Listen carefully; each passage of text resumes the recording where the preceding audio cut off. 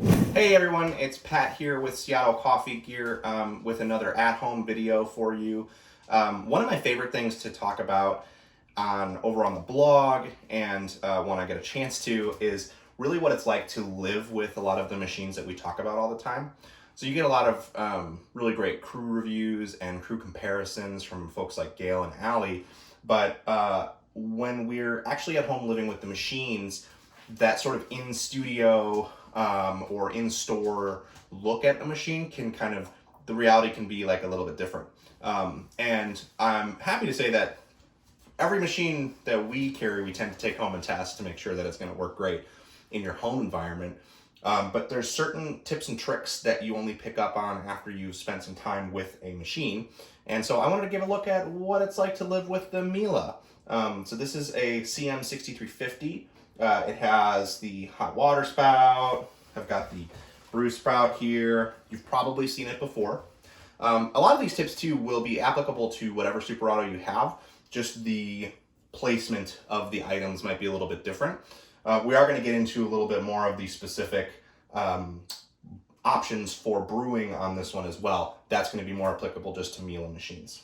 But I want to start with some tips and tricks. So first of all, Miele's have a removable water tank on the side, which you can pop out and fill up if you want to. You do not want to try to carry them with this handle because with a full tank of water, it's pretty easy for the handle to pop off. And so I would recommend against holding with the handle, and you're gonna wanna grip it on the sides. What I actually do is, I just leave it in, prop up the door, and then pour from a water pitcher that I use to filter the water directly into the tank. And that's possible because I have this kind of lip out from my cabinets. I kind of recommend doing that if you can. That way you don't even have to remove the tank because it can get leaky and like while you're sloshing it around and stuff if you have to carry the tank around. And that kind of goes back to making sure that your water sources are near your machine. Otherwise, when it comes to maintaining the machine, pretty much every morning, if you use it more than once or twice a day, the machine's going to tell you that you need to empty the drip tray. And this is one of those things that's true for pretty much every Super Auto.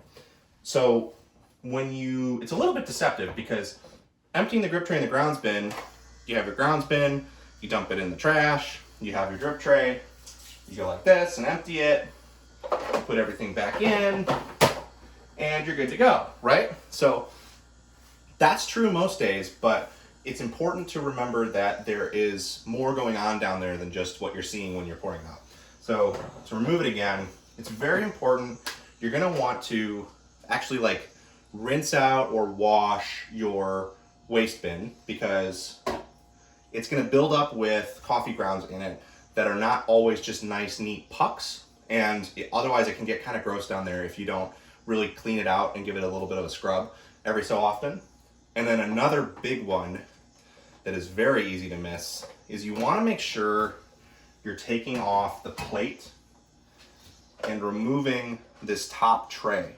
So this tray makes it seem like, oh, well, just water goes in and then I just dump the water and then I'm all set.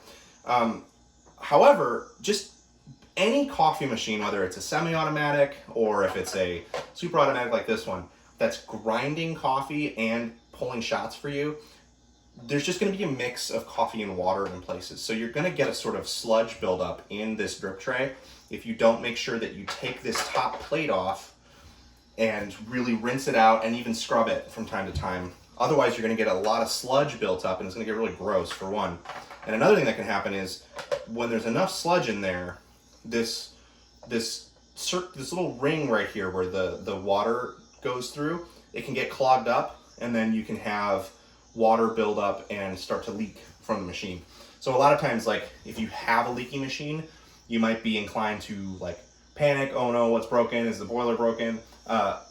Check and make sure that wherever the water is going from the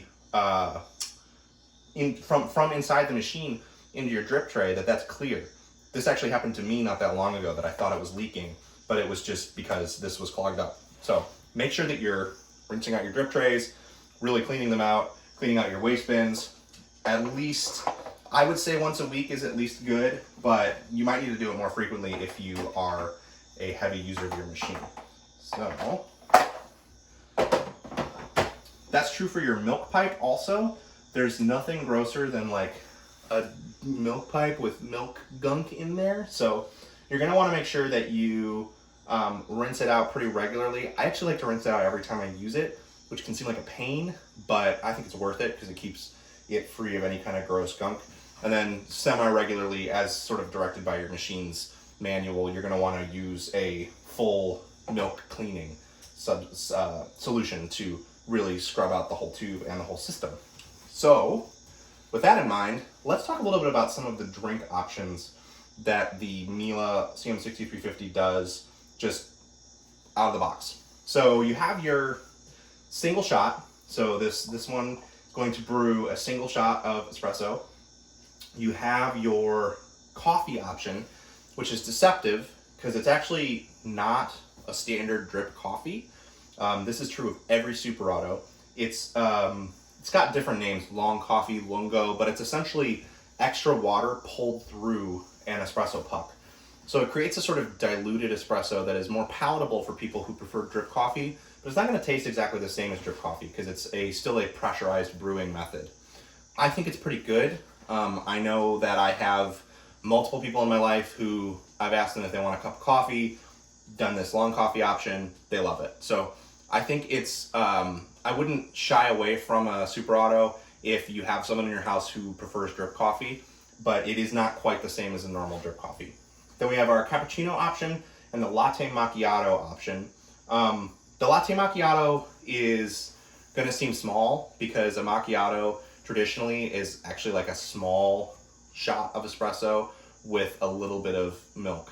So if you want a full cafe latte like what you're probably used to drinking, you have to go into the menu and then you're going to scroll down, select cafe latte. So also in the menu, we've got a ristretto, which is a stronger shot with less water pulled through the espresso. We've got an Americano. Oops.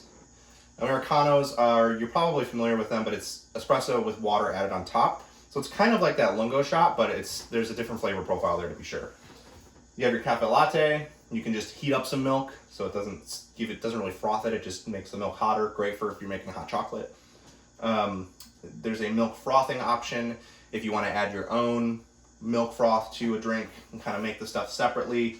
You can pull some hot water. You can brew a whole pot of coffee, again in that lungo style though, so keep that in mind. And then we have the maintenance option, which is going to lead to a bunch of different stuff.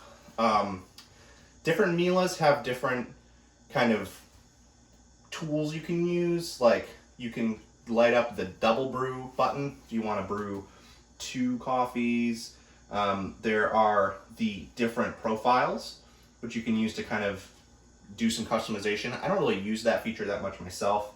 There are the different parameters you can set with this coffee bean button. That's kind of tied to the profiles. So we can say like parameters, espresso, and change our portion sizes, the amount